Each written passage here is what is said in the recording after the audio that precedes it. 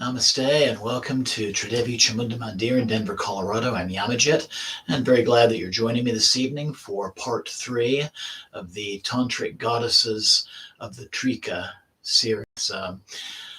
Tonight we'll be focusing on the white goddess Pada. A couple of quick announcements. We won't be having a Friday Puja this coming Friday. Due to the Thanksgiving holiday. We will resume next Tuesday, however, for part 4 of the Goddesses of the Trika series. And then that first Friday in December, we'll be doing our monthly Kriya Yoga, Puja, and Satsang. So hopefully you'll join me for those. And in between, have a wonderful holiday. So let's just stand. April, namaste. Happy Thanksgiving. So glad that you could join me this evening. All right. So far we've been talking about the 3 goddesses of the Trika lineage, the dark goddess Apada, who was the beginning of our series, the red goddess Pada, who we focused on last week, and then the goddess Pada herself, the white goddess. And one way we can look at this is when we are looking at wrathful deities like Kali, or in this case, Apada. We see an appearance that seems frightening, but in reality, that appearance is an illusion. It represents our own insecurities and our own fears that we're having to work past. And I'm going to show you a rather interesting picture from a temple in India. This is Tarapit in West Bengal. And there's really 2 images associated with the Divine Mother, Ma Tara, in this temple. So the most popular image is the one on the top. We see a typical Kali-like figure with a bloody mouth. But then the other important image of the Divine Mother in this temple is we see this beautiful, young, nourishing mother taking care of her child. And to have one, you must have the other. We get beyond that frightening symbolism and we find that nurturing, caring, healing, compassionate mother that lies beneath that surface, but beneath that facade. So when we look at Ma Pada, we see her in the form of a beautiful young woman, and likewise she's holding several objects, which I'm going to talk about on our altar.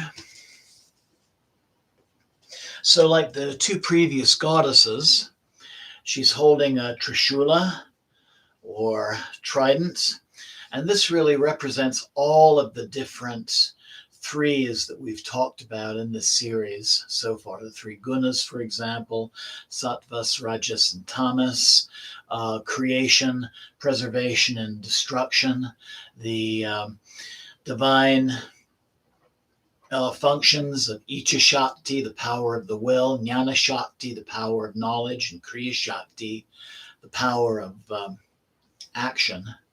And then also those 3 energy channels that run up the body in classical yoga.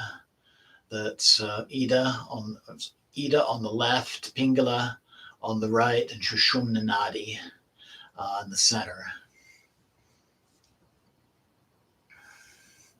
She holds the gemstone mala, the power of mantra, and the power to use mantra to change consciousness. And she's associated with great wisdom. She's holding a small scriptural book like this one.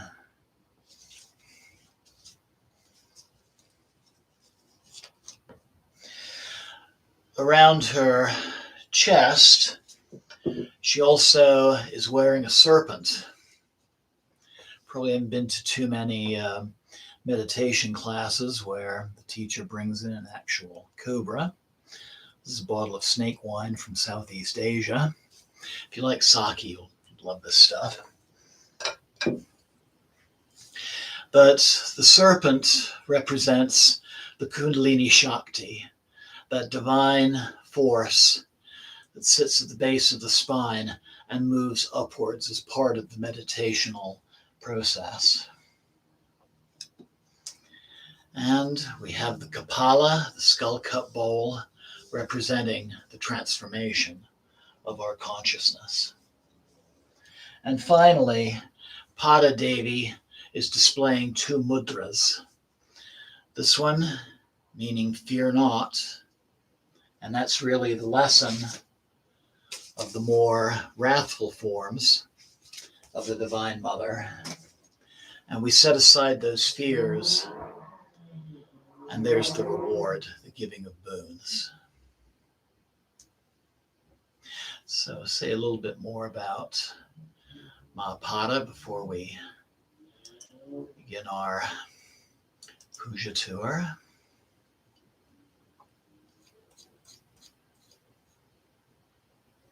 So Pada means the highest. So she's really the most spiritual, the most etheric of those three goddesses. She is this beautiful young white goddess seated upon Lord Shiva in the form of the wrathful god Bhairava. And in the case of Mahapada, the form of Lord Bhairava or Bhairava that she's sitting on is Bhairava Sadbhava, which means the Bhairava, the wrathful Shiva, who has a pure or holy disposition or nature.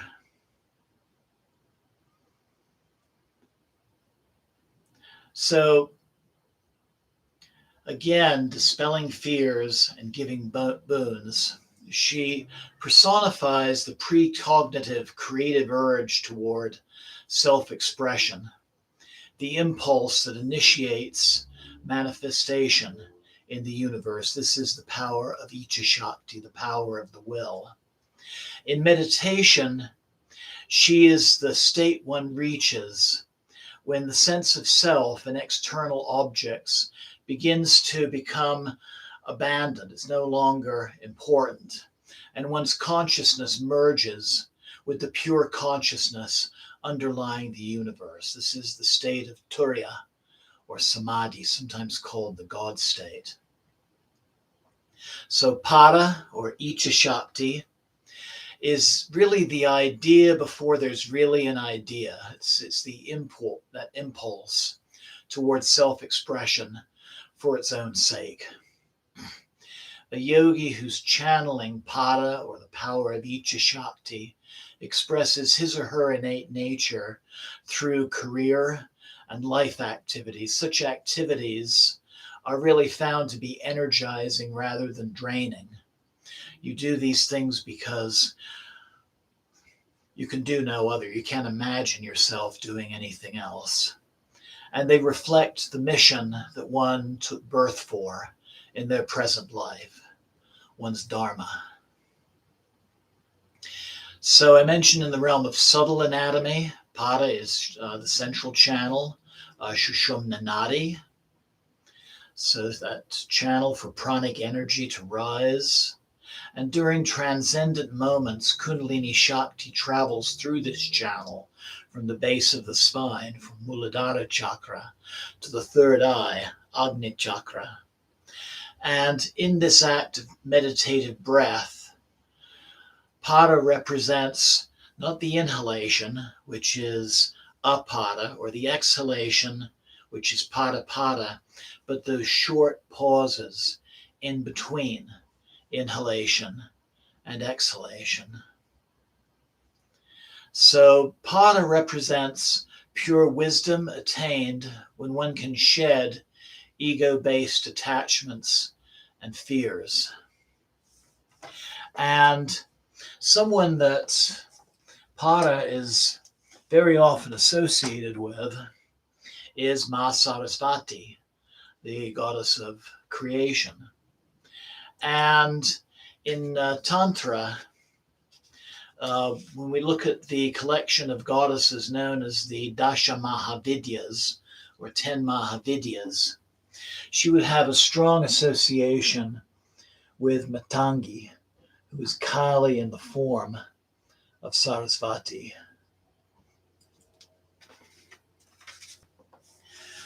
Her mantra, which we'll be talking about, is the mantra Sauh. And there's a goddess associated with that mantra in addition to Pada, and that is Lalita, also known as Tripura Sundari. And she's Kali, the Divine Mother, in the form of a young girl. And Sauh has a strong relation to manifestation. And one of the things that Lalita is connected with is the Sri Chakra, this wonderful spreading out of creation from a central force, from a center point. Really kind of reminds you of the Big Bang.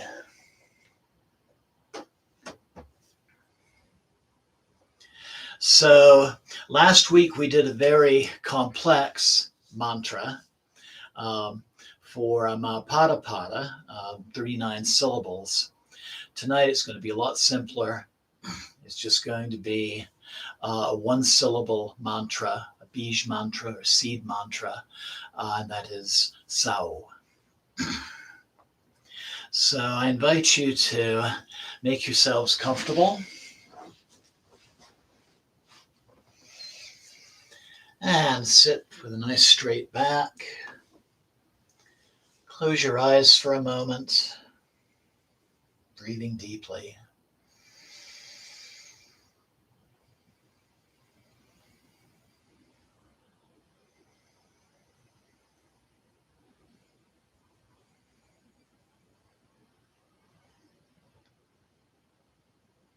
Letting go of the concerns of yesterday and tomorrow.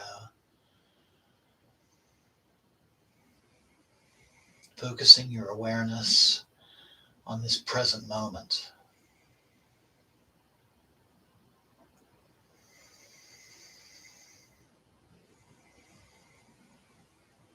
Letting go of anxieties and insecurities.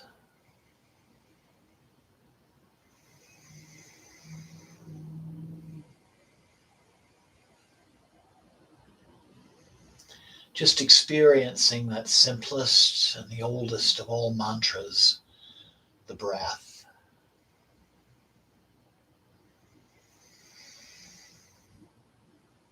Focus upon air coming in and filling the lungs, and then exiting with the exhale.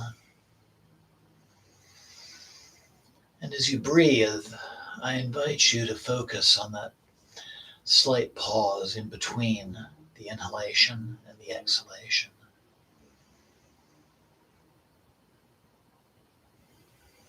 That little moment of stillness, which is Mahapada.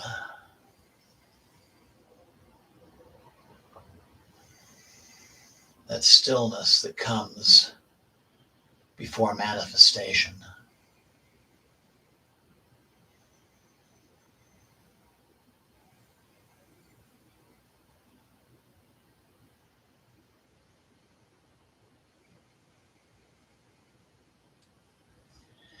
And focusing on your heart center.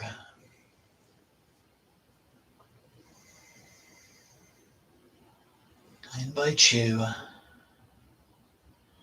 to think about something in your personal life that is ready in itself to manifest.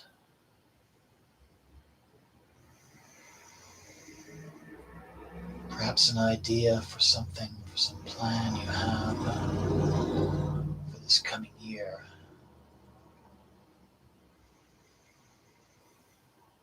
And just ask Icha Shakti Mahapada for her assistance in that endeavor.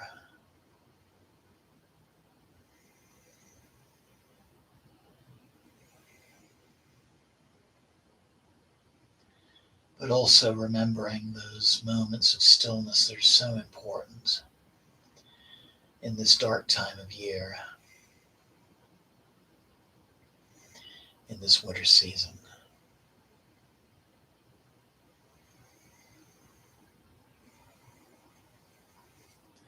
And so I invite you to bring the palms of your hands together at your heart center. And we'll begin by chanting the seed mantra of the Divine Mother in all of her aspects, the syllable Hrim, 3 times. Inhale.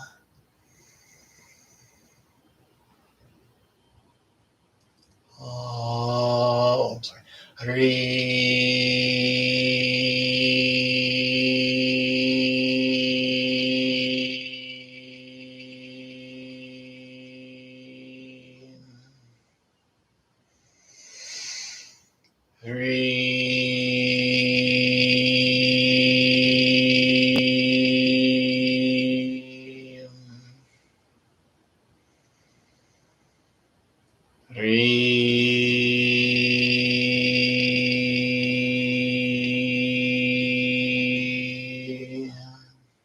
Jema.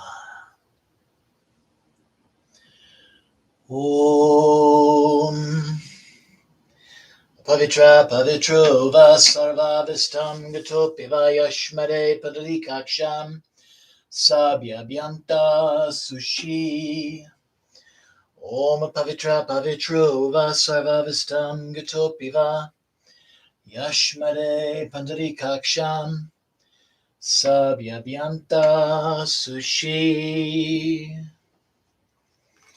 Om Vakratunda Vakaya Suryakoti Samaprama Nirvignam Kurumudeva Sabakaryam Siddhe Jai Ganesha.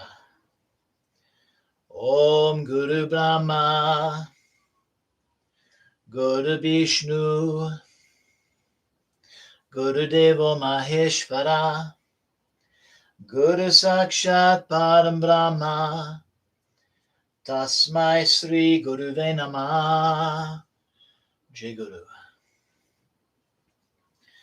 Om Triambakam Yajamaye Sagandim Pushtivardhanam Urvarukameva Bandhanam Mrityor Mukshyamamritat. Om Namah Shivaya. Om Jayanti Mangalakali Bhadrakali Kapalini Durga Shama Shiva Datri Svasvada Namostute. Jaya Tvam Devi Chamunde Jaya Bhutita Harini Jaya Sarvagati Devi Kalaratri Namostute. Jai Ma Kali. And for our puja, I'd like to do something a little bit different. And I'm going to use the mantras for all 3 goddesses as we give the offerings.